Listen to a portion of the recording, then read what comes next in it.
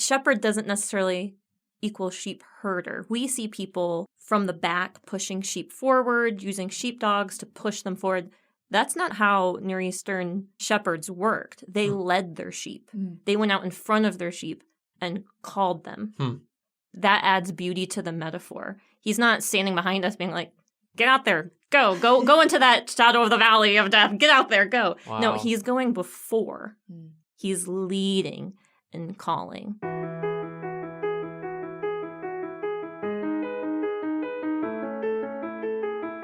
Thanks for listening to If That Makes Sense. This is Family Life's podcast about life following Jesus. My name's Tim. I'm in Family Life's radio department. And my name's Lydia. I work in the front office. My name is Tately, and I am in the events department. So we're following Jesus as we've been through the book of John. And we are in a section with it seems like every time we do an episode, there's two things that happen. There's usually confrontation with the Pharisees, but then there's usually one of these, like, you could call them one-liners or quotes where you're like, oh, that's where that comes from. Yeah. Oh, that's the good shepherd thing that people are talking about. Yep. That's John 10. We're reading John chapter 10, verses 1 through 21. And there's a lot to say here. So we're just going to jump right into it. It's Jesus talking here, and it's no surprise that he's talking to some religious leaders, some Pharisees, who he got into it with in the end of the last chapter. Here we go. John chapter 10, verse 1. Truly, truly, I say to you, he who does not enter the sheepfold by the door, but climbs in by another way, that man is a thief and a robber. But he who enters by the door is the shepherd of the sheep. To him the gatekeeper opens. The sheep hear his voice, and he calls his own sheep by name and leads them out. When he has brought out all his own, he goes before them, and the sheep follow him, for they know his voice. And a stranger they will not follow, but they will flee from him, for they do not know the voice of strangers. This figure of speech Jesus used with them, but they did not understand what he was saying to them. So Jesus again said to them, Truly, truly, I say to you, I am the door of the sheep. All who came before me are thieves and robbers, but the sheep did not listen to them. I am the door. If anyone enters by me, he will be saved and will go in and out and find pasture. The thief comes only to steal and kill and destroy. I came that they may have life and have it abundantly. I am the good shepherd.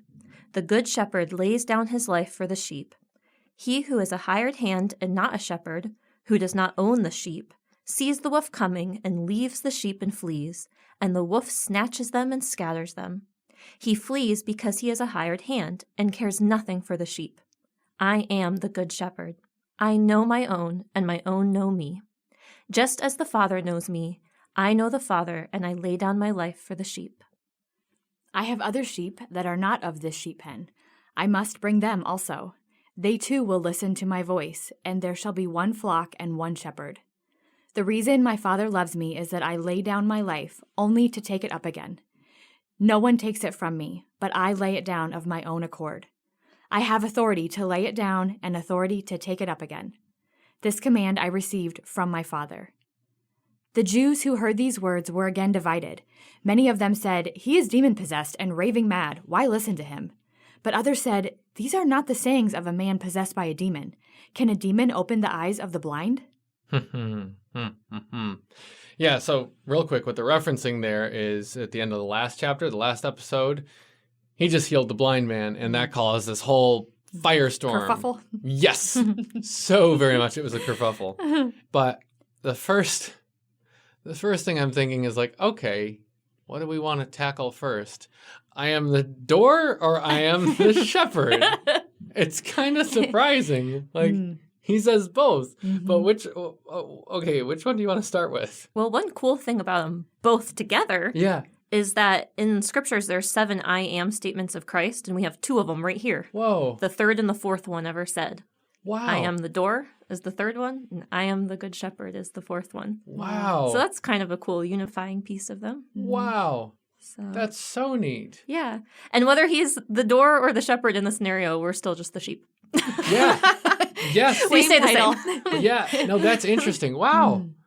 7. What a fitting number for there to be I Yeah, how am about that? statements. Mm-hmm. Go figure. It's like, is Yes. that accidental? Nope. Wow, that's cool. Yeah, like it is interesting that he makes himself both parts of the equation, both the door and the shepherd who calls sheep through the door. If anyone enters by me, he will be saved and will go in and out and find pasture. The thief comes only to steal and kill and destroy. I came that they may have life and have it abundantly. I am the good shepherd. There's like 2 sentences in between when he says, I am the door and I am the good shepherd. And that, like, I wonder if it's just like our very literal, maybe American minds that bothers us. Like, wait a second, how can you be the door and the shepherd? Like, I'm trying to picture this in my head, and the logic part is hard to imagine. How can you be the shepherd calling sheep, but also the door that the sheep go through? To me, it's like he's the whole equation. Like, Jesus is the way this whole thing happens. He's the one whose voice you listen to. He's the way. We see that. Is that another I am statement? Yeah. I am the way? I'm going to be looking for these now. We'll get through all of them by the... That's so cool. I love that. Yeah, it's like he's the whole picture. And that's what people are consistently pushing against. Like the Jewish leaders are like, you're making too much out of yourself. You're making too big of claims for yourself. And that's making them very uncomfortable. But the shepherd thing, that's just like, where would we be without that? That's such a tender, beautiful image of him. He's the good shepherd who lays down his life for the sheep. I didn't even know there were shepherds that committed. That they would like give up their lives for sheep? What? I think here we see, again, Christ having such a good understanding of the culture. And it's so applicable to what the people listening would have truly understood in their day and age. But yet, reading it just metaphorically speaks volumes as well. So it's kind of a twofold thing happening. And, you know, the shepherds in that time, they took their jobs very seriously.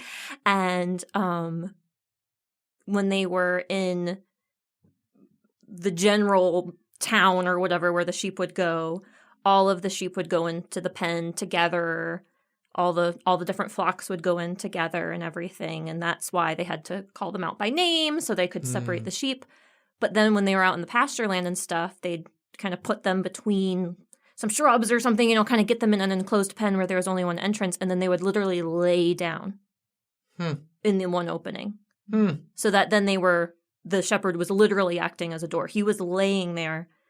A sheep could not get out without walking over him. Something could not come in without going through them. They were literally laying themselves down as the door. Wow. And so when you understand that culturally, which the people would have understood, that makes it even a more powerful metaphor.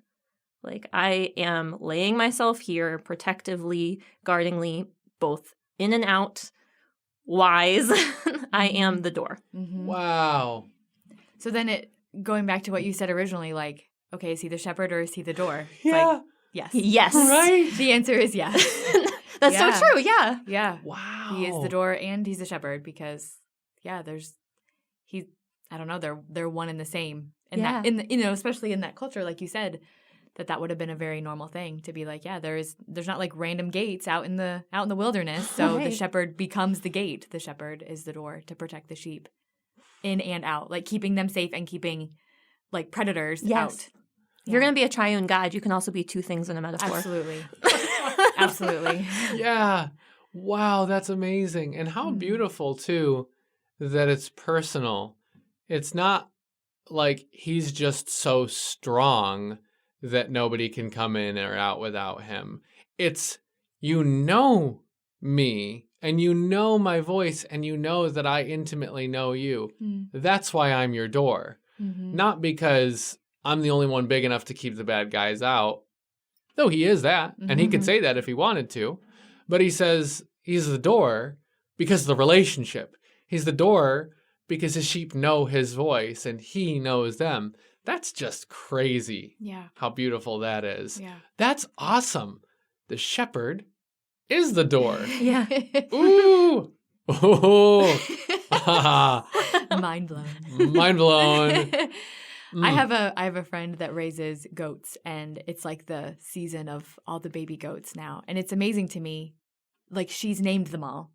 And like, she knows them by name. I mean, to me, I look and you just see like a herd of goats and they're adorable because they're tiny and they're babies. But like, she knows them. She knows their names. And I'm like, wow, that's fascinating to me because that's a lot of animals to keep track of. Yeah. Like, that's not like, oh, I have 3 dogs and here are their names. I have like 50 and I know all their names. Like, I can be like, oh, there's, this one. And I mean, that's amazing to me. But I think it's that thing. If you're a shepherd and this is your livelihood, you have to take care of these animals. These are not just pets or whatever. Like, this is something that you would be willing to lay down your life for because this is of utmost importance in your life. And I think, again, like, I feel like no matter which way you look at the sheep shepherd metaphor, it's like, like you said, so tender. And I just think a sheep, what person ever wants a sheep to like probably protect them or fight for them? Like, they're not like a super strong,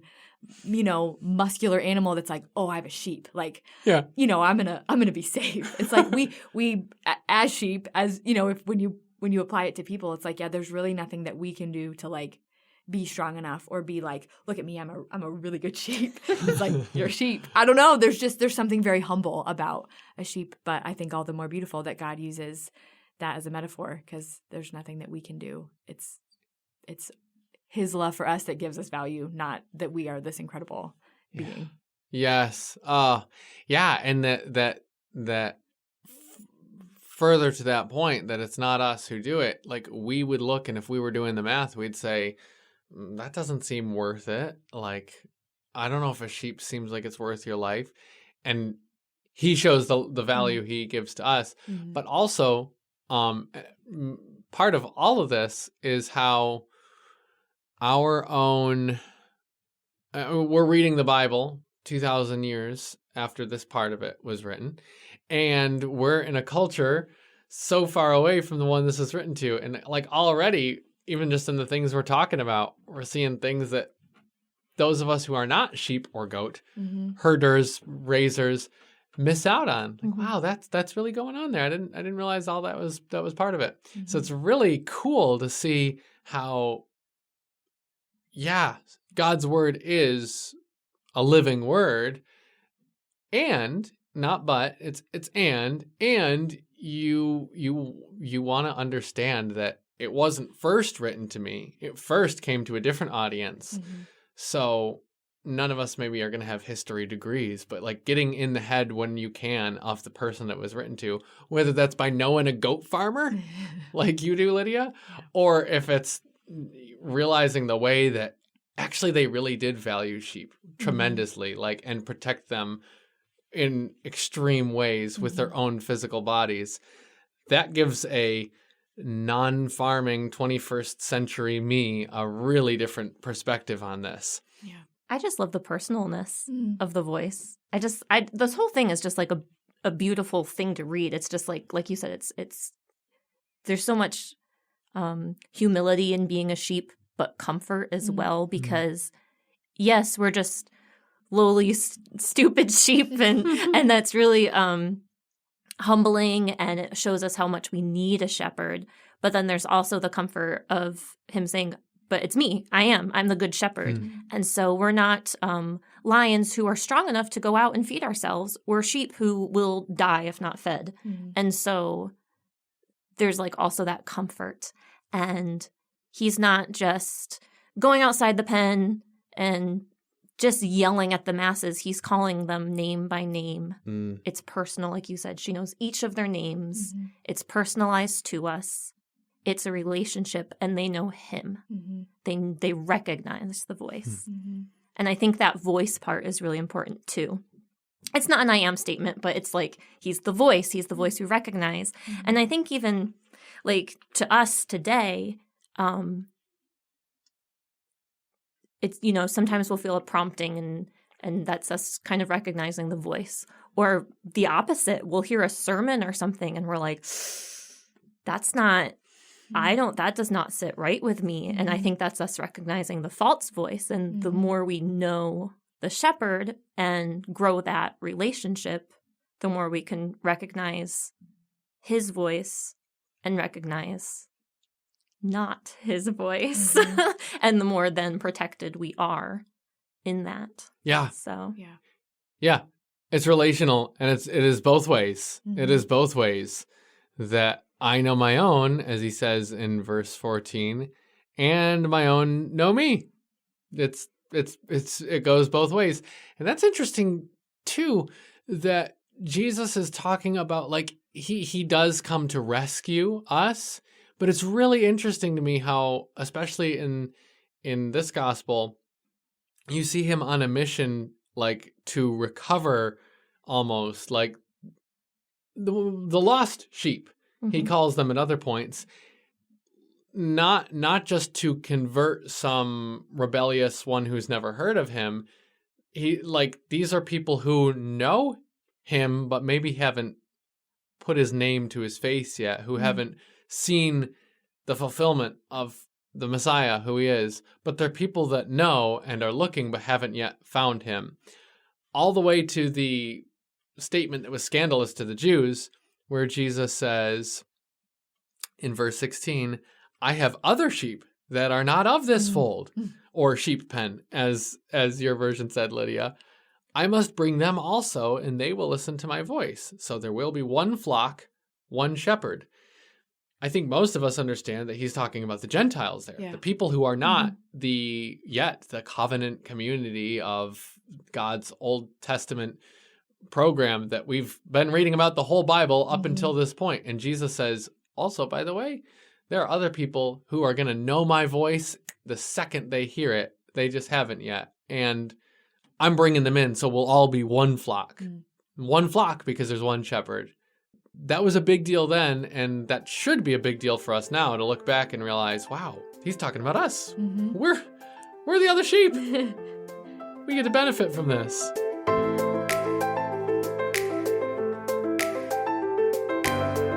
The way people respond to him, as it happens at the end of what we read, again, there was a division among the Jews because of these words. Many of them said, he has a demon and is insane. Why listen to him? Others said, these are not the words of one who is oppressed by a demon. Can a demon open the eyes of the blind? Jesus just shows up. He is there. He lays it all on the line. And people are like, this can't handle this. I can't take that. That hit me. That's like, yeah, every single time he comes to the Jewish authorities, they're, in the strongest terms, not even able to accept him. Like, nope, this guy's crazy. Yeah. And demon-possessed. Yeah. And he tries again, because even like halfway through, it said Jesus used this figure of speech, but the Pharisees did not understand what he was telling them. Therefore, Jesus said again, he's like, okay, let me try this one more time. Yeah. And they still don't. Yeah. He was like, there's a door. We don't get it. I'm the door. He really has to spell it out for them. Or the irony of, like, they recognize my voice. They recognize my voice. If you know me, you recognize my voice. They didn't understand what he was saying. Yeah. Well, that might be part of the problem. Yeah. Wow. It's like, it's happening in front of you. You're watching it play out. Yeah. Wow. And I wonder, the people in the crowd that did understand. I mean, I know we kind of see the people here that are like, we don't understand. And, it even says they were divided. The Jews were divided. But there had to be people in the crowd that just thought, oh, he's the shepherd. I'm a sheep. Like, it all makes sense to me. I just feel like I would have loved to hear those people's, perspective. Where was their little, like, mutterings amongst themselves? Like, because obviously, I mean, people follow Jesus all over in his teaching. I mean, there were people that, like, believed, I feel like a lot of the times we hear about the Pharisees and stuff, but also we hear a lot about the people who did follow him, who believed him, who trusted him, so for him to share these things, I feel like they probably felt similarly to how we feel when we read these things and feel that love. And it's just such a beautiful picture of who Jesus is and who God is. I don't know. I mean, there's a lot of confusion as well with the Pharisees, but I just think, man, all the people there that were like, that did follow him and believed him. What a beautiful picture of who he is and what he is all about. Yeah, and you do get the feeling like he is speaking to, I wonder if you were like to put it on like in numbers, speaking to more people that trust in him than those who don't. It's like this is maybe a vocal minority because it's the leaders speaking up, and they're trying to tamp down the fervor of the people who trust in Jesus by discrediting him and saying he's demon possessed. But Jesus does talk about it like he's here for, I mean, don't try to put this in political terms, but like he's here for the people. Like you are being led by shepherds. You masses are being led, like there are more sheep than there are shepherd at any given time. There's always more sheep than shepherds.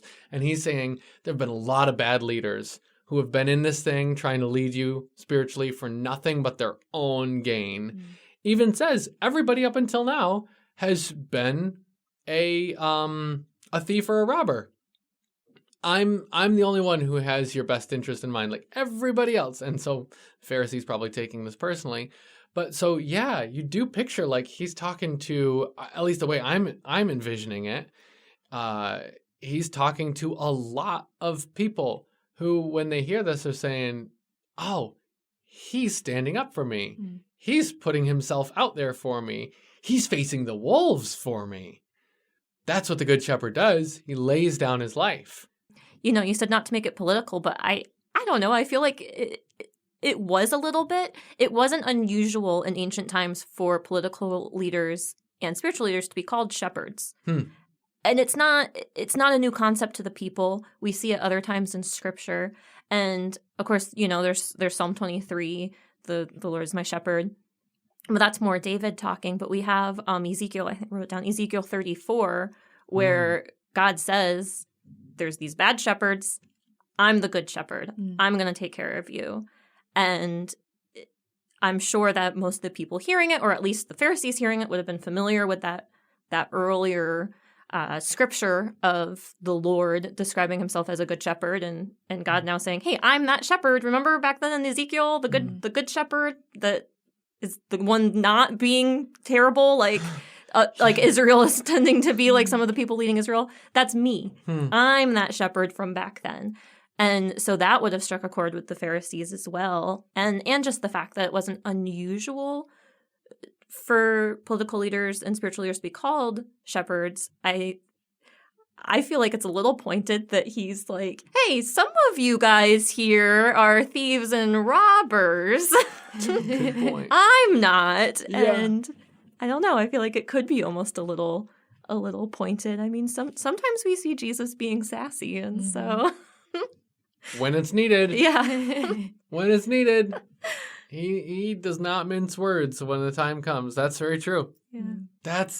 I'm really glad you took that back to Ezekiel. That's such a cool tie-in to that. That's awesome. Other things that we miss, not just, you know, by not being part of this culture, but also like I miss that's an Old Testament reference. Yeah. That's so cool. I mean, the whole thing might not be, but it's definitely also there. Yeah. Yeah. Well, and that kind of ties, I mean, probably in some ways, like, ties back to Jesus claiming his, like, authority as God, you know, because that was a whole battle of, like, how can you claim to be God, you know, all these things. So it's like, I feel like even in this, it's like another way of him telling the people, like, hey, the good shepherd that you have known, you know, that you've read about and you have been taught through generations, like, that's me. I'm like the fulfillment, the physical presence of this good shepherd that you've known your whole life, but like, it's me. I'm God. Like, you know, even just him claiming to be the good shepherd is him claiming to be God. If you know, knowing that that's what they've known for generations. So that's really interesting. Right. He didn't make I am statements lightly. No. So. Yeah. But we know now he made 7 of them. At least I know that now. Even That's so cool. Even him saying the gatekeeper opens, this is more speculative, but some people think he's specifically referring to John the Baptist as then the gatekeeper, because John the Baptist is said to have opened the way for his ministry by declaring him the Lamb of God. So even that could have been like, only the correct shepherd will the gatekeeper open the door for. Oh, guess what? John the Baptist said it's me.